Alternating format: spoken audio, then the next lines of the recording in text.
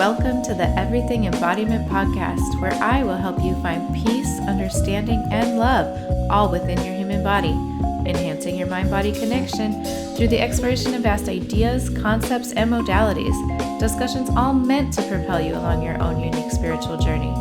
I'm your host, Amber Miller. Welcome back to the podcast. I'm your host, Amber Miller.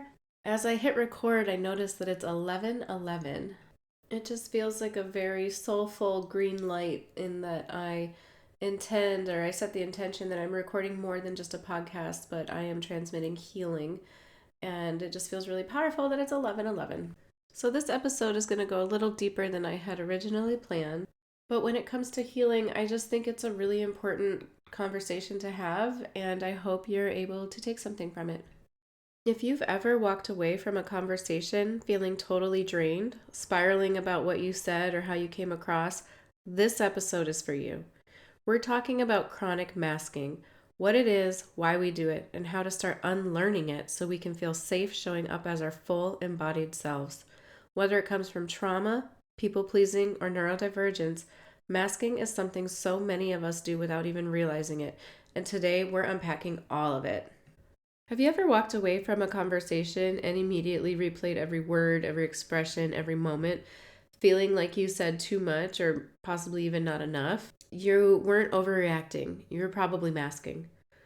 I used to think that I was just highly sensitive or even introverted, but what I've realized is I was spending so much energy managing how I was perceived that I wasn't even in the interaction. I was performing it. Masking is the act of hiding your true feelings, reactions, or identity to make others more comfortable, or to protect yourself from judgment or rejection. It often starts early, especially if you were raised in environments where it didn't feel safe to express your needs, your quirks, or your emotions. And for some people, masking becomes a survival strategy, but so many of us do it even without realizing, especially if we were conditioned to people please or be the responsible one. So here are a few signs that you may be masking without even realizing it. You feel drained or anxious after socializing, even with people you love. You pre-plan your responses before even going into a conversation. You constantly replay and overanalyze interactions in your head after they happen. You mirror other people's energy or tone instead of staying anchored in your own. You feel like you're performing rather than connecting. It's subtle, and it doesn't always look like lying or pretending. Sometimes it's as quiet as laughing at something you didn't feel was funny or saying you're fine when you're actually overwhelmed. There are costs to masking, and the biggest cost is disconnection from yourself. When you're always editing, filtering, scanning, it's easy to lose touch with who you really are.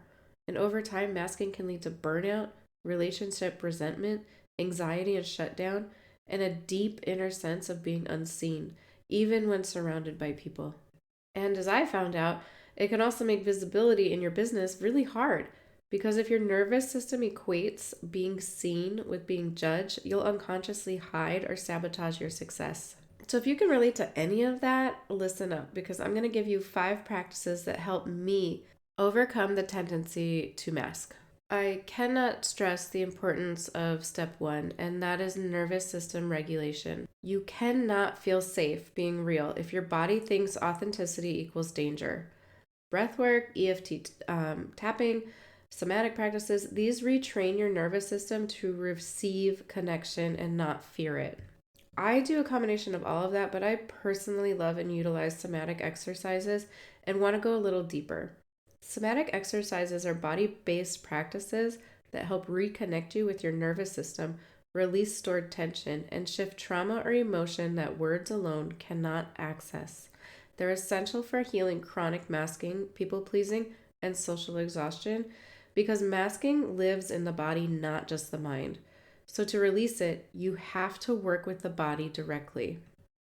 So what are somatic exercises? Somatic comes from the Greek word soma, meaning the living body as experienced from within. Somatic exercises help regulate your nervous system from fight, flight, freeze, back to calm, increase emotional awareness, and release chronic tension or protective patterns. And they build capacity to feel and express emotions safely. So there are different types of exercises you can use. The first being orienting. So look around your space slowly to remind your body that you're safe in the present moment. Use this when you're feeling anxious, you're spiraling, or overthinking after social situations. To do this, sit comfortably. Let your head and eyes slowly scan the room. Name what you see. I see the window, the plant, my mug. Let your breath follow. This signals your body there's no danger. The next thing you can try is vagus nerve toning for nervous system calm. These are simple exercises that activate the parasympathetic system, which is your rest and digest. And you use it for calming yourself after masking, overstimulation, or shutdown. And you can do this by humming or chanting, gargling water, splashing cold water on your face, or lying on your back with your legs up on a wall. The next thing you can try is tension and release, which is also known as pendulation. And what this is contracting and relaxing muscles to move stored stress. You use it when you're releasing frustration, anxiety, or energy stuck in the body. So to do this, you're going to clench your fist, jaw, or whole body intentionally for 5 to 10 seconds, then exhale and let it go. Repeat this for 2 to 3 rounds. And if you're in a setting where it's safe to do so, I like to let out a sound on the exhale, like a sigh or a low. The fourth suggestion is to shake it off. And this is literally shaking your body to release fight or flight energy. Use it for social hangovers, fear of being seen, post-performance freeze. I do this a lot. And to do this, you just stand and bounce gently at the knees, let your arms, shoulders, and jaw shake, and just move that energy out. And the last thing you can try is self-holding. You want to use this soothing touch to down-regulate the nervous system. And you use this for inner child care, feeling emotionally raw or unheld. To do this, cross your arms over your chest and gently squeeze. Stroke your arms slowly like you would comfort a child. Say affirming things like, I've got you, it is safe to be seen, you don't have to perform. It's interesting, at work last week, I got really overwhelmed and really frustrated. I allowed myself to take 5 minutes to really check in with myself. And it came up, this memory of being at the doctor's office as a kid, and no one had explained to me what was happening in this doctor visit. So I felt really out of control with my body, and nothing bad happened. It's just I didn't know what was happening, and it was happening to me. And I may have talked about this on the last podcast episode, but anyway, I instinctually went to do this self-holding to kind of calm myself down, and I actually paired it with tapping. And it allowed me to just slow down, get back in my body, and let the chaos of what was out of control at work just leave. And it's just funny to share. I was doing this self-holding and shoulder tapping just instinctively, and then later sat with the thoughts when I took the 5 minutes, and that's when I realized I was feeling all this stuff from when I felt out of control as a child. And so it definitely resonates that this can be used for inner child care. So why somatic work matters in healing masking: when you've masked for years, your body's default states are hypervigilance, suppressed emotions, and nervous system disconnection. Hypervigilance is a body state where your nervous system is stuck in always on mode. It's scanning for threats, overprocessing everything, and preparing for something to go wrong, even when you're technically safe. This is not a mindset issue. This is a physiological state. Your body is doing this automatically because at some point it learned that safety is not guaranteed. What hypervigilance feels like is you can't relax, even in peaceful moments. You're constantly reading the room, monitoring facial expressions, tone shifts, and energy changes. You overanalyze your own behavior and others' responses. Your shoulders are tense, your breath is shallow, your jaw is clenched. You feel jumpy, overly alert, or on edge, and even rest doesn't feel restful. What's happening in the nervous system, hypervigilance, is a sympathetic nervous system response, the same system that controls fight or flight. In this state, your brain thinks you're under threat, even if it's just a conversation, a social media post, or even a facial expression. Stress hormones like cortisol and adrenaline are elevated, and your body prioritizes survival over connection, rest, or digestion. Over time, this wears down your emotional, physical, and energetic reserves, and this will lead to burnout, emotional numbness, or shutdown. What causes hypervigilance? Childhood trauma or unpredictability. So maybe you needed to monitor a parent's mood to stay safe. It's also caused by people pleasing survival patterns. It can be a neurodivergence masking, especially in autism or ADHD. Emotional neglect, when your feelings were dismissed, so you had to learn to scan instead of express. And lastly, relational trauma. So if there was ever betrayal, rejection, or abandonment. Suppressed emotions is the silent load you carry. They are feelings that were never fully felt, expressed, or processed. They were pushed down, intellectualized, which is what I do, avoided, or swallowed, often because it wasn't safe to express them at the time. Instead of moving through the body, they get stored in the body. When you couldn't cry, scream, or say what you needed, your body held it for you. Why we suppress emotions? Well, you may have been taught don't cry or you're too much. Emotional expression was punished or ignored. You were the peacekeeper or the caretaker. Or trauma caused emotional overload, so your body chose numbness. What this feels like in your body is chronic tension, especially in the jaw, shoulders, gut, random crying or anger out of nowhere, emotional numbness or inability to cry, which I absolutely had, anxiety or depression with no clear trigger, and feeling disconnected from what you want, like, or need.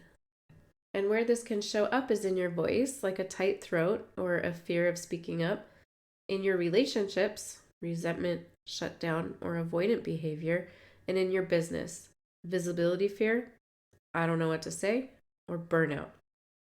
Now, nervous system disconnection, that's living from the neck up. And what that is a state where you've cut off awareness from your body because being in it was too overwhelming, painful, or unsafe.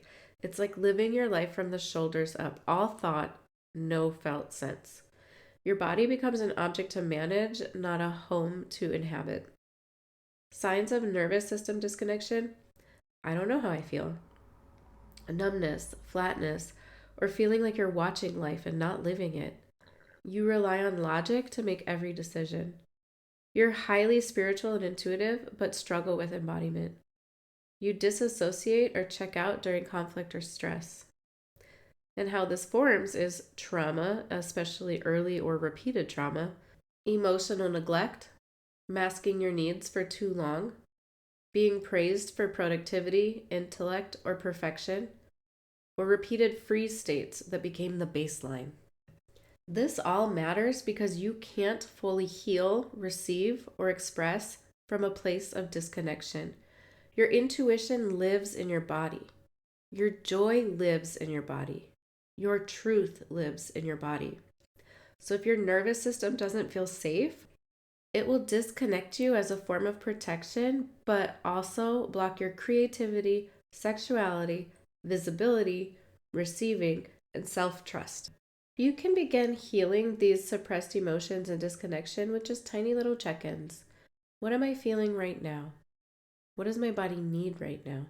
Even if you don't know, the act of asking starts to rebuild the bridge. Allow one emotion at a time to exist without trying to change it. It's okay to feel tired. It's okay to feel numb. It's okay to feel rage. Let your body lead. Start choosing from sensation, not logic. If you feel pulled to rest, stretch, cry, create, follow it. That's your nervous system guiding you home. So if you're still with me after all of that, you can see that somatic work reconnects you with your internal safety. It makes it feel safe to be real, not just intellectually believe it's okay. Okay, so now a second practice that helped me with a mess, getting back to that, subconscious healing.